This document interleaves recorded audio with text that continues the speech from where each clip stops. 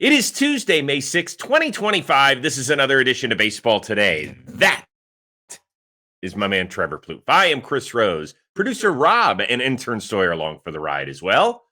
Ooh, what do you got there? Is that a pink pony pencil club? Well, I think it's like a pinkish, maybe like a pastel-y orange. I don't really know, Chris. I'm like sort of colorblind. You are. Yeah. Well, not really with pinks, blues and greens. When they get jumbled up, I can't decipher. So Oh. yeah, it's like a depth problem or something like that. And yet you're such a fashionista, most well-dressed man in our building when we Maybe go up that's to job. why I see the world differently, Chris. I got it.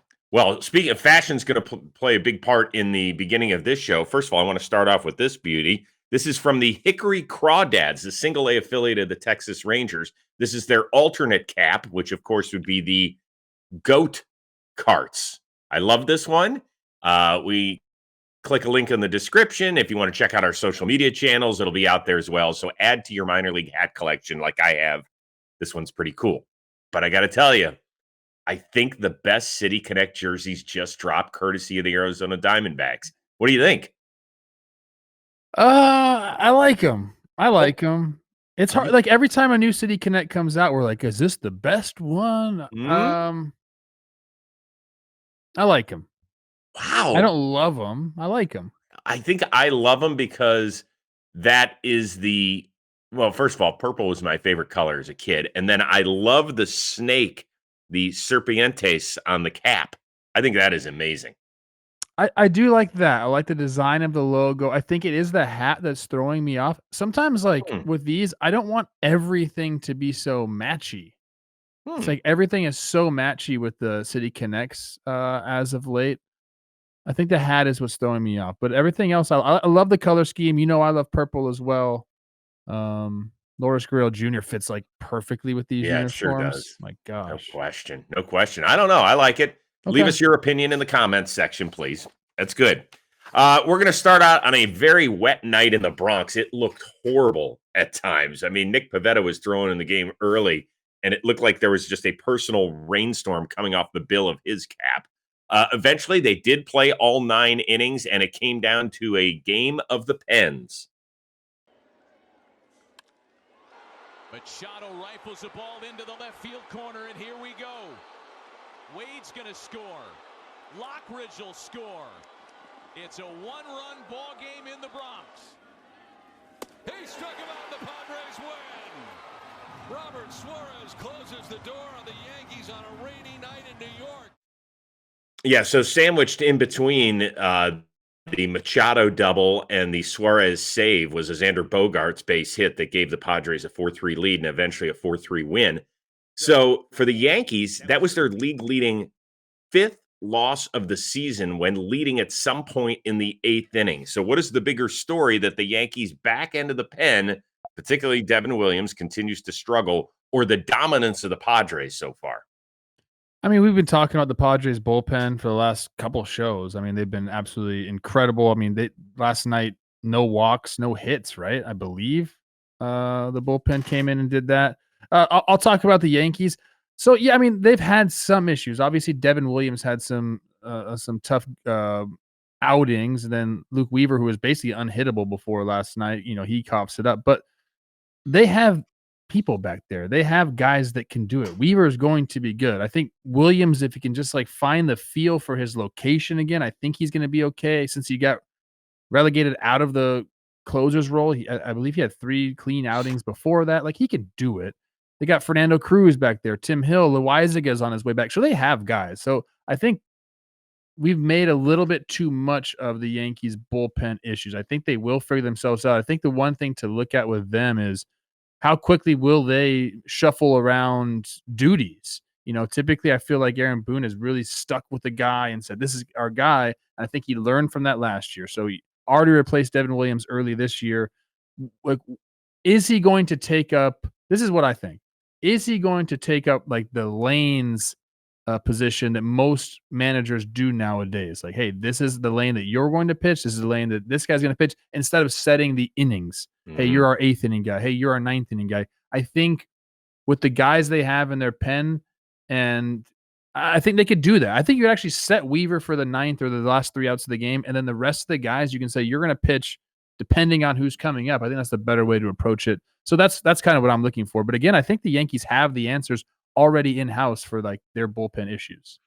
Yeah, I would agree with you. And to me, it's really focused on one guy at this point. Devin Williams, his ERA is over 10, which is insane. He's actually given up as many earned runs this year as he did the previous 2 seasons combined, which once again, I mean, the guy has gone from arguably the National League's best closer to whatever we're seeing right now. And I feel like I can, I hear it out of him all the time.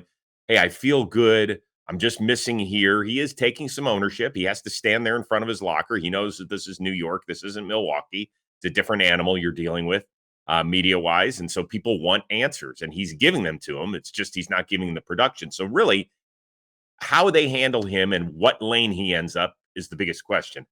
To me, I cannot believe what the Padres bullpen has turned into. They have 4 guys who have each pitched at least 14 games that have under a 1.6 ERA. That's Suarez, Adam, Morejon, and Peralta. Estrada, he's struggling. He's at a 2.04. Jacob, he's worse at a 2.16. And then Matsui, I don't even want to bring him up at a 2.40.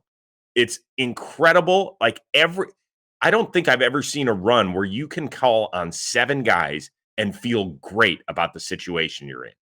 It makes the game so much easier for Shildt and the Padres offense too. Like you understand, like, hey, like if we get a lead and it's 7th inning, we have 9 more outs to get. Like all we have to do is play defense behind these guys. Like we don't have to worry about our offense anymore. It just takes the pressure off, and then that allows you to score more. It's there's no better feeling than that, Chris. All right, there's 2 other things I want to discuss about the Padres in particular.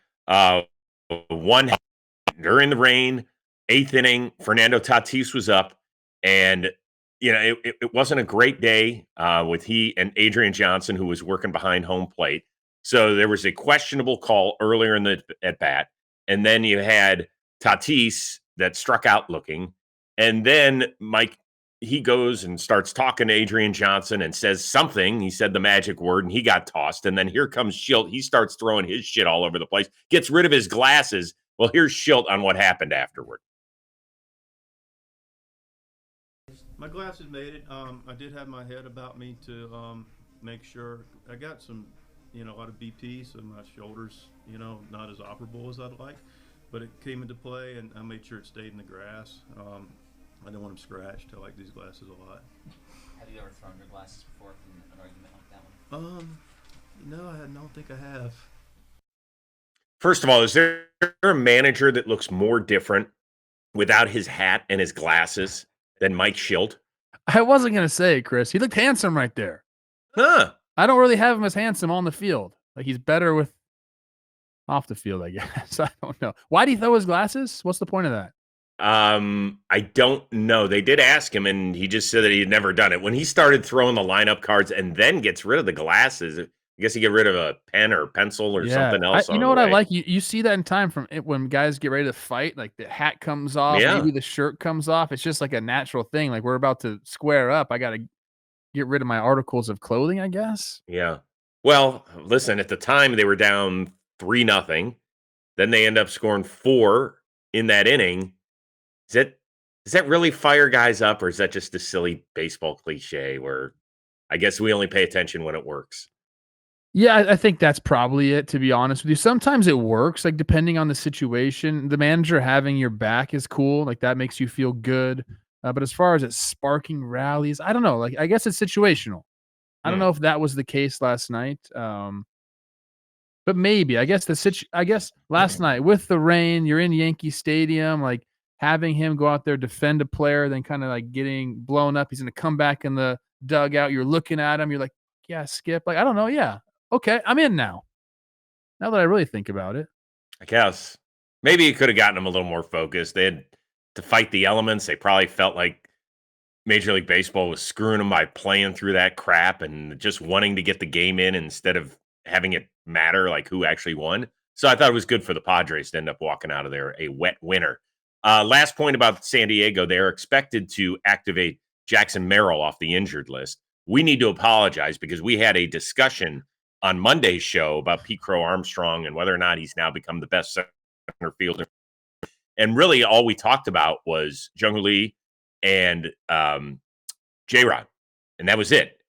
And that was, as you retweeted later in the day, it was kind of out of sight, out of mind. I mean, Jackson Merrill hadn't played in a month. That's bad on us for forgetting about him because he is very much in the discussion. So that's our fault. Wasn't intentional.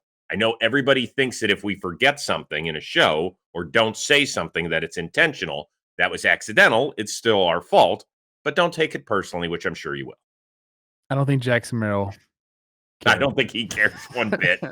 You know why? Because he's counting his 9-figure deal, and he's like, I'm good, brother, either way. You say I'm great, say I'm not. Regardless, the check's cash, as we like to say at the end of the day. All right, really fun series got started in Sacramento on Monday night. This one went extras between the Mariners and the A's, and the hit machine just keeps getting it done. 0-2 pitch back up the middle, a base hit. Wilson does it again. The savior in Sacramento. Chaos in the capital city, and the A's win 7-6. Okay, let's start with this. He went 3 for 6, Jacob Wilson, as he continues to put seemingly every ball in play. Were you watching the end of this game? Yes. Okay.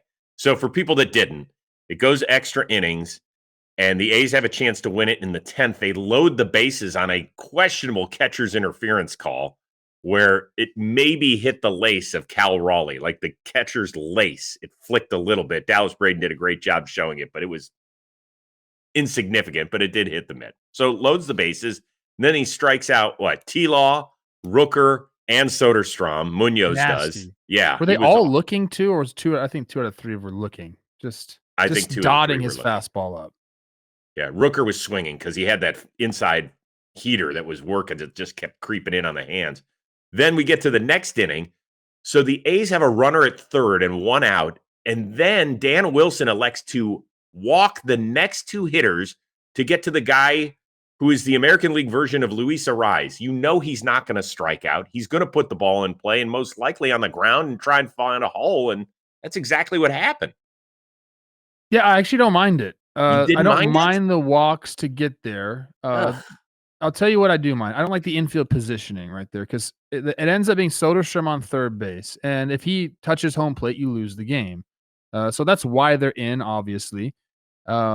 Jacob Wilson also not really a burner. So there is a chance for a double play. I would have played them halfway between infield in and double play depth because you don't have to turn 2 there. You just have to prevent him from scoring.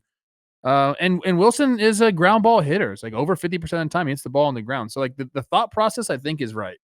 I just didn't like where they positioned the infielders there. And look, Jacob Wilson, we know he's been great with runners in scoring position. He is going to put the ball in play. They were banking on that. They were banking on him hitting a ground ball at somebody. He just went straight back up the middle. Again, it's more of the positioning for me. I don't know. They walked Langoliers and they walked Blade, I believe, to get to Wilson. So each of those guys hitting 226. Wilson's hitting 341. I understand that you're trying to play for 2 there, but I would much rather take a shot that one of those guys is not going to put the ball in play. I don't know. It just... You're not really going for 2. You're just going for a force out anywhere. It just, that's kind of what you're thinking. Okay. Well, I don't know. I guess I'm second guessing. I'm the second guess animal today. That's not what our topic's about. Our topic is about this. The A's are just a single game back of the Mariners in the AL West, which could be highly competitive. We know that both those teams off to really good starts. They also both have deficiencies.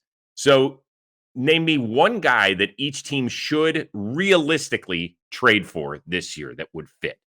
Let's go Mariners first. We'll each go Mariners. I have 2 guys that I think fit on both of these teams, and they are unfortunately from the same team, the St. Louis Cardinals. For the Mariners, I'd like to take Ryan Helsley and put him on the Mariners and just have an absolutely incredibly lethal 1-2 punch at the back end of their bullpen. I think that will be very, very cool. Everyone's talking about you got to add offense to the Mariners. They've actually been fine offensively. I just think like they're not going to score like 5 runs a game, Chris. So if the game is tight at the end, you want to be able to stop it. I think a guy like Helsley or a different reliever, it doesn't have to be Helsley. I just saw him. We're going to talk about him later. I think him and Munoz back there would be awesome. Okay.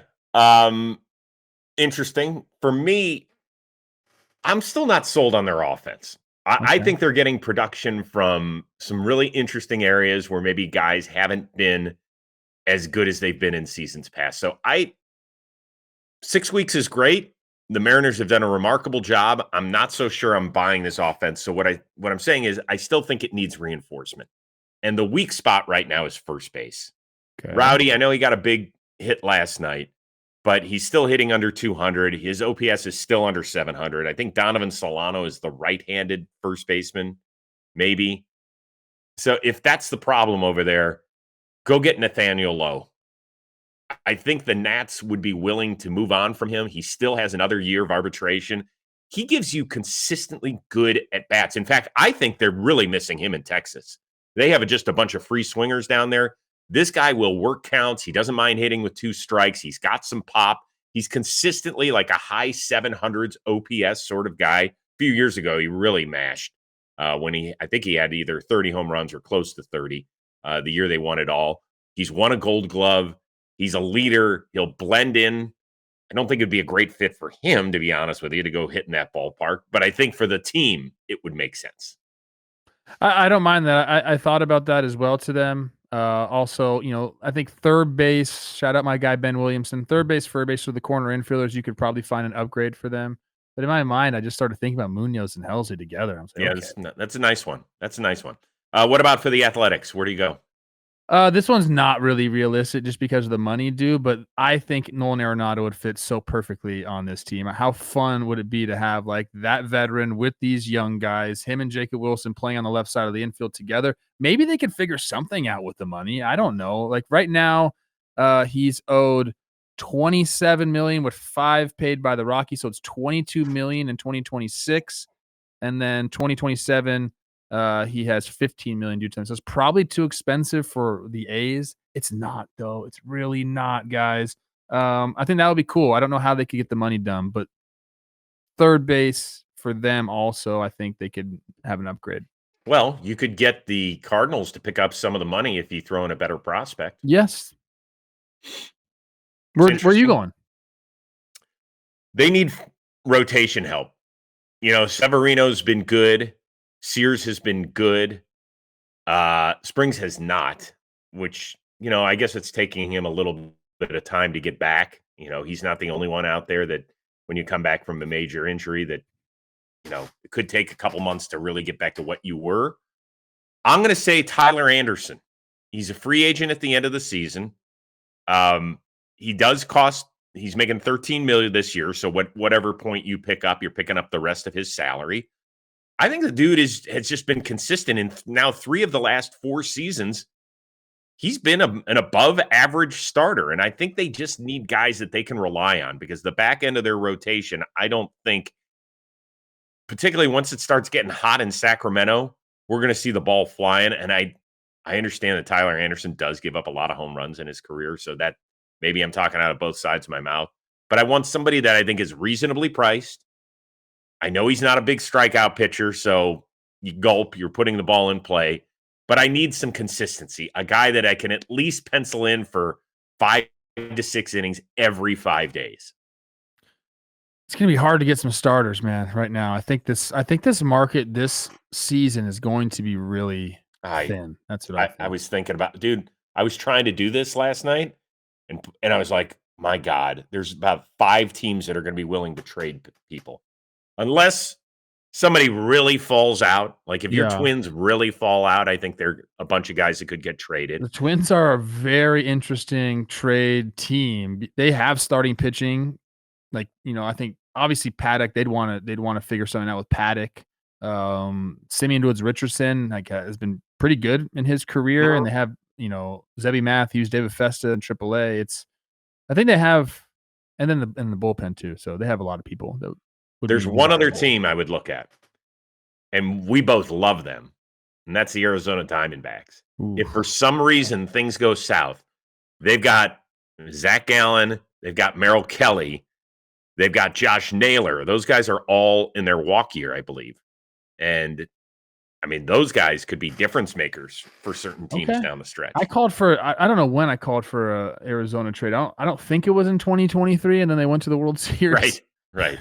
Something like that. Yeah, but what'd they win? 84 games. So Yeah. that sort of stuff happens. All right, today's episode of Baseball Today, it is sponsored by Indeed. Just realized your business needed to hire someone yesterday. How can you find amazing candidates fast? Easy. You just use Indeed.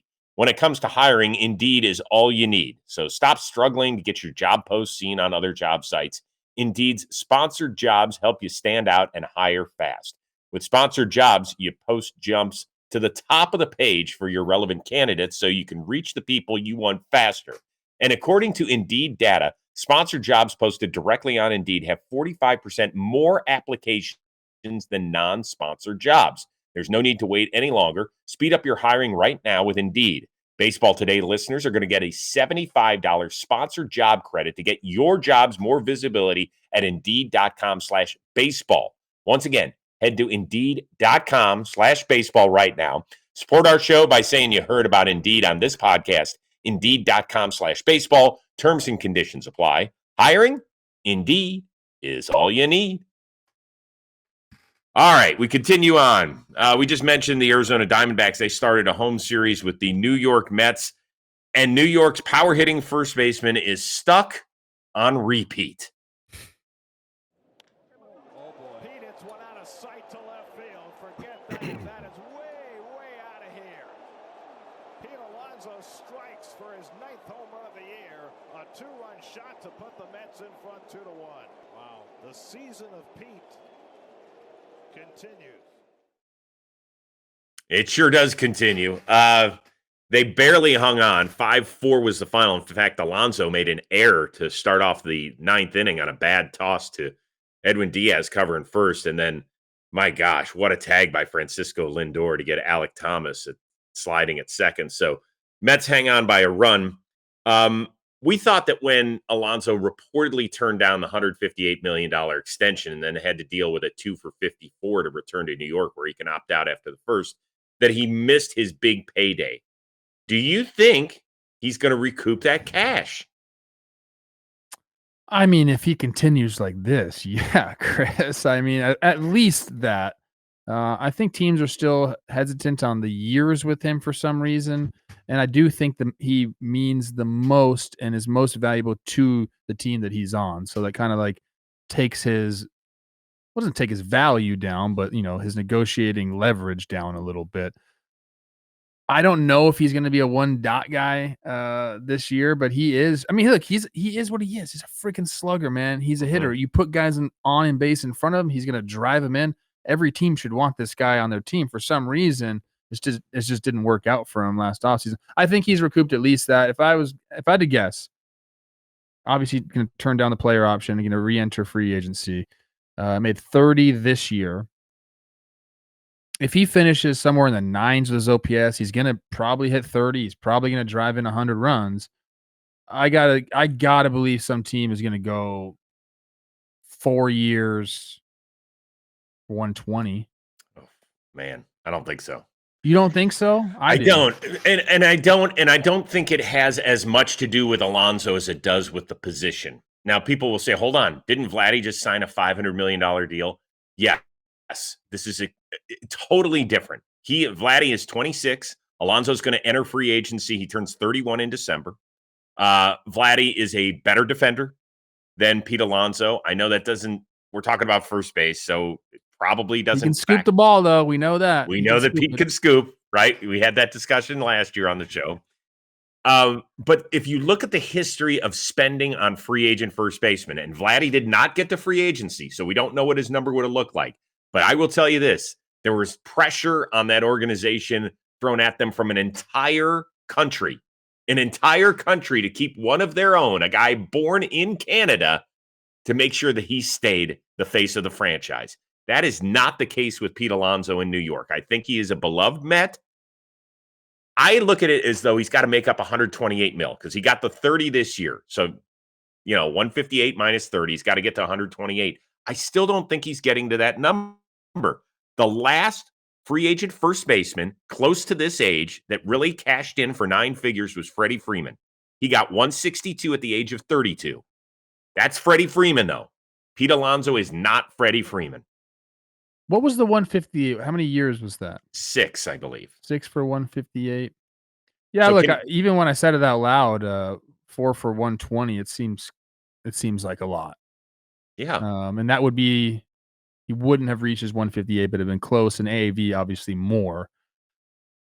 I think he stays with the Mets. How could you? I mean, it just makes sense. Like, just sign this guy, and I think he would. I don't know. I'm curious. Like, would he go back there? And if they said, "Hey, we're going to give you 4 years, 100," Yes. you think so? I do, because at the end of the day, well, then it ends up being 5 for 130. And 5 for 130, I know he and his camp certainly felt like nobody ever made this public, but didn't it feel like he thought he was going to be a $200 million ball player? I don't know. He posts every 180 day, Chris, and like he's never been under 22%. Or he's been 22% better than a league average hitter every single year, plus some. Hmm. He is who he is. He's a hitter, a run producer. Right. I don't know. It's a tough one. He's a tough one. All I'm saying is, just based on the history of free agent first baseman, Christian Walker, who was 33 when he hit free agency, but is a consistent 30 homer guy and a Gold Glove first baseman, got 3 for 60. So do we think that I think Pete could probably get 5 for 100. I'm just saying that I don't think he gets 5 for 128 to make up the entire offer. That's all. Yeah. That's what I see. I'm curious. Look, Chris, he's already put up 2.4 WAR this year. I know. He's almost at what he had all last year. Yes. Yeah. Coming off like another like a platform season like that, I don't know. It's the only leverage he'll have is this season. Like, that's kind of like the only leverage. I don't think there's going to be a ton of teams after him, which is where he would find other leverage, like pitting them against each other. I don't think that's going to be the case. So it's really like, what is Steve Cohen willing to pay again? Why don't you let us know? What do you think Pete ends up signing for in the offseason? And is your inclination that he stays in New York with the Mets? And if not, I wonder where he could go. Not a lot of open. I think it plays out a lot like last year, and the Mets, he ends up going back to the Mets, probably for not as much as Pete Alonso wants. So we'll see. Paul Goldschmidt gone from the Yankees. Pete Alonso slides right in. Okay, now you're talking. No. You made it interesting. All right, Cards and Pirates. Let's move on to that series. There was heat all over the place, and it wasn't necessarily coming from the pitchers, but it did come on the last pitch of the game.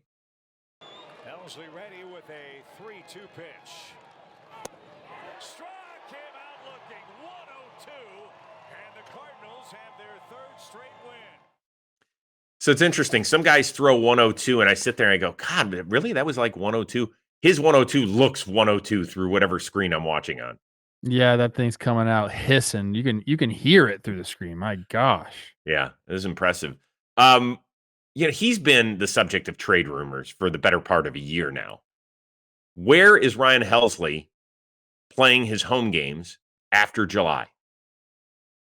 Honestly, I hope it's the Cardinals. Like, they just come off a series win of the Mets to get the victory last night. Though I don't think that's going to happen. They'd have to go on a pretty dang good run, knowing the strength of the National League, and considering he's in his walk year, it's going to be tough for him to be there at the end of the year. I hope they do. Prove me wrong. The team that makes the most sense is the Phillies. I think he's like a Dave Dombrowski type guy. Again, walk year, go in. This core, they need somebody at the back end that can shut down games. He just seems like the perfect Philly to me. Doesn't have to change his color of his cleats. Just bring those cleats right on over. Fit right in the clubhouse. I think it's them. I think if the Rangers get going, it could be them as well. But to me, the Phillies just make the most sense. I want to get Although on I just said he can go to the Mariners too. Yes, you did. I want to say this, first of all. I think the Cardinals have butchered this. He led the league in saves last year. You knew that you were going to be rebuilding this season, or certainly retooling, or whatever the hell word you want to use in St. Louis. That was like the height of what they could get for him. And now, do you know he's only pitched in 13 games this year? I do. Yeah. So what is that? A third of their games? He hasn't been put in a ton of save situations. His strikeout to walk ratio is not wonderful. So they're going to trade him, I believe. They're not going to get as much for him as they could have in the offseason. And I think this has been terribly mismanaged by the front office in St. Louis. Now I'm going to put that to the side. Okay. Trade him to the Cubs. Oh, God. Okay. Now, I did a little digging He's last lost night. every Cardinals fan that listens to the show. I know, but you got to hear me out. The Cubs have a ton of top 100 prospects. I don't know what you would get for a closer, but what have we talked about with Chicago? What's the one thing they're really missing at the back end of their bullpen for the most part? Strikeouts. Swing and miss stuff. And Ryan Helsley has certainly got, or just not swing stuff, because that's how the game against the Pirates ended. I believe, if I did the search right, and please help me out, once again, this isn't intentional if it was a mistake. I think the last time the Cubs and Cardinals made a trade was 2007. So they're not Who dance was it? part. I looked it up. It wasn't anything huge. Yeah, I'm sure it wasn't. It was like they were whispers. They just didn't even really announce it, probably. Yeah. So, God, I had it up in one of my tabs, and now I'm totally blowing it. Anyway, if that's the truth, my God, would that be fun? Now, of course, the Cardinals and Cubs pulled off one of the most famous midseason trades ever. Lou Brock, of course, went from the North Side to St. Louis, turns into a Hall of Famer. Ernie Broglio was the big name going back to Chicago and just didn't have it after that. He was a 20-game winner in St. Louis. He goes to Chicago and, whatever. He finishes with 70 career wins or something like that. Let's see here. I know that Robbie's typing something in our chat. John Nelson in 2007 went from St. Louis to Chicago. So it has been 18 years since they pulled off a deal. A condition. I almost said Wilson Contreras. Then I remember that he was a free agent signing. Oh yeah, no, there's been plenty of big name free agents that have gone back and forth. Jason Hayward did it. Dexter Fowler did it. Yeah. So there's been guys moving back and forth, but in terms of being a dance partner, I don't know. Tell me if I'm crazy in the comment section. You crazy. But wait a second. It makes sense baseball-wise, does it not?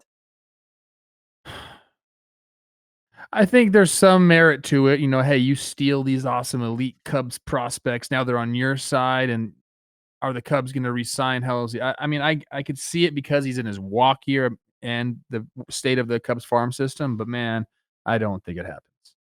It'd be fun, though, wouldn't it? Yeah, the Cubs would be a lot better.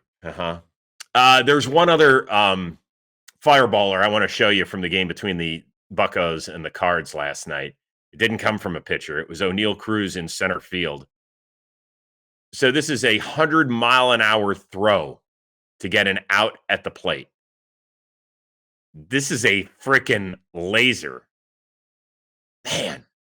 That's like the perfect ball for him to throw on. Obviously, he's got the tools and like the arm to do it, but because it hung up long enough, he was able to get his body in a perfect position, charged it, and then when you're able to do that and you're kind of like not moving all over the place and you can set yourself up to throw, that's when you get those nice, clean backspin, four-seam, one-hoppers. That was nice.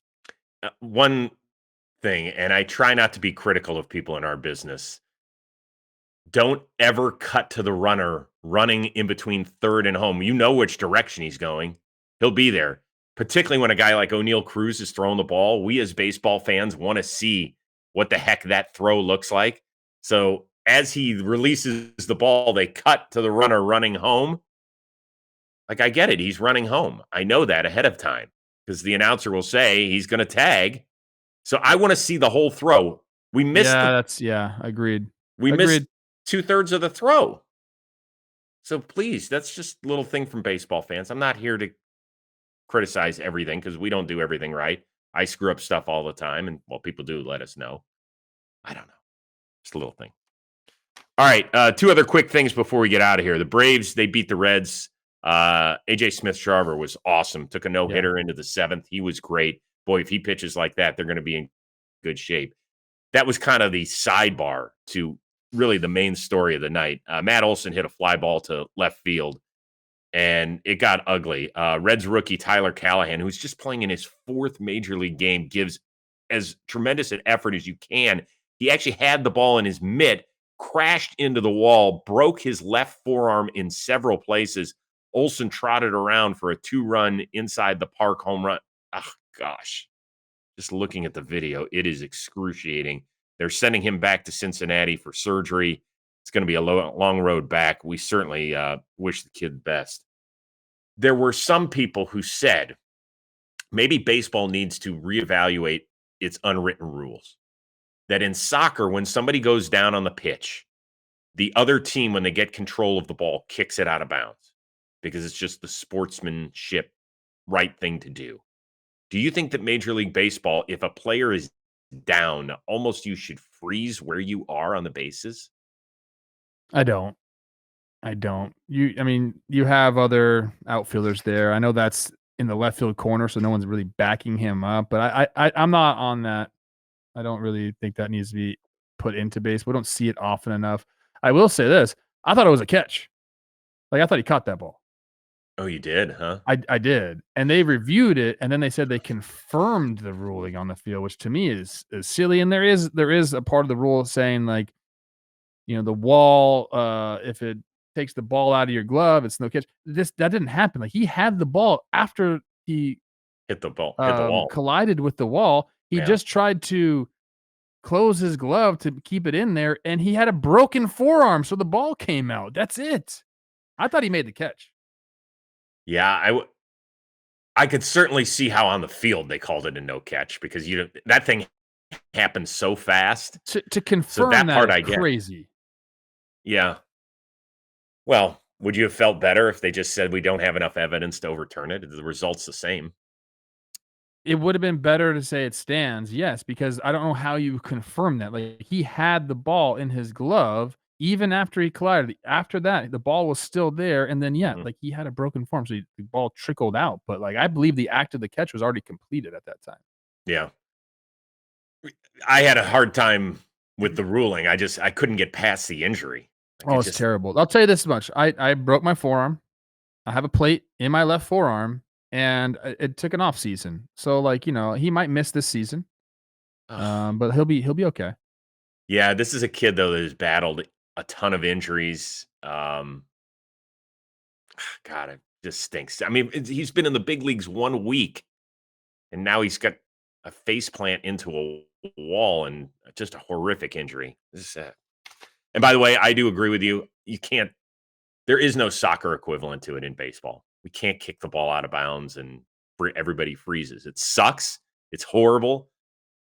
We see it like twice a year where either outfielders run into each other and the ball trickles away and one guy's down and we see another guy circling the base. That's just part of the game. It stinks. Guarantee you Matt Olson said I would rather not have the home run and have that kid be okay because that's the type of dude Matt Olson is. Yeah. What is he supposed to do? Is he supposed to stop and take a knee? No, that's not the business we're in. It's horrible.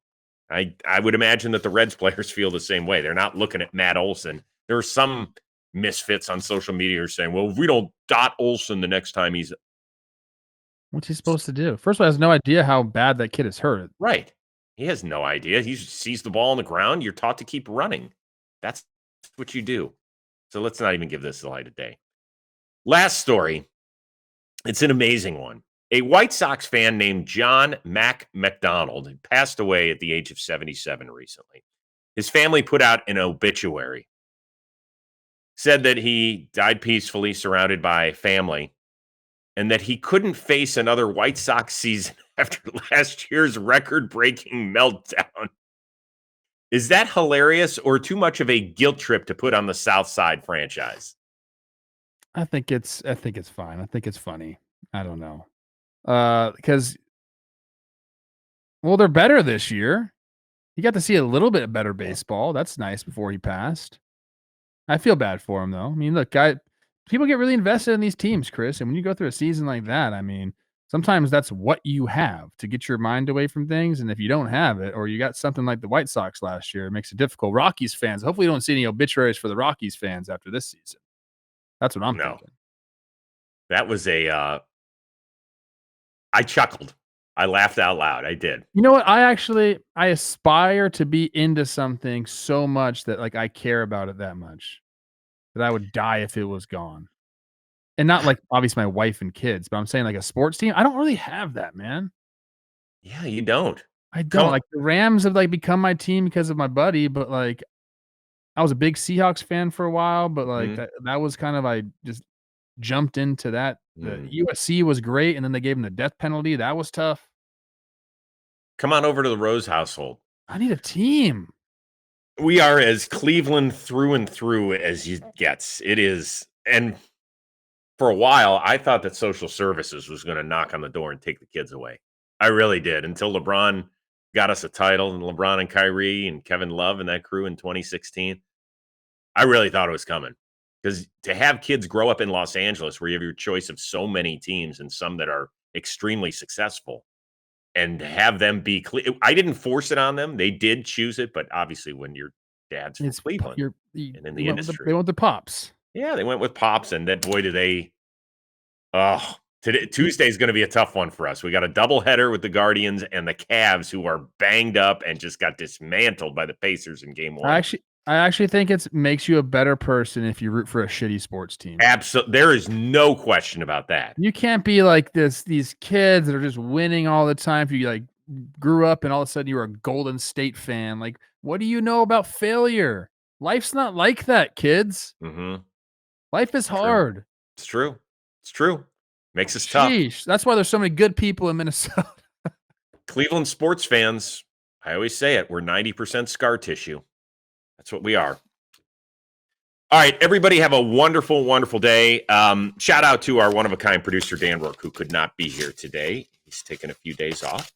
We will welcome him back with loving open arms. We're thinking about our dude right there. But we want to thank Robbie Scirocco for filling in on such late notice. Always does an amazing job with whatever task he has provided in our John Boy Media offices. Our awesome intern Sawyer as well. That is the uber talented Trevor Plouffe. I am Chris Rose. We will see you Wednesday here on Baseball Today.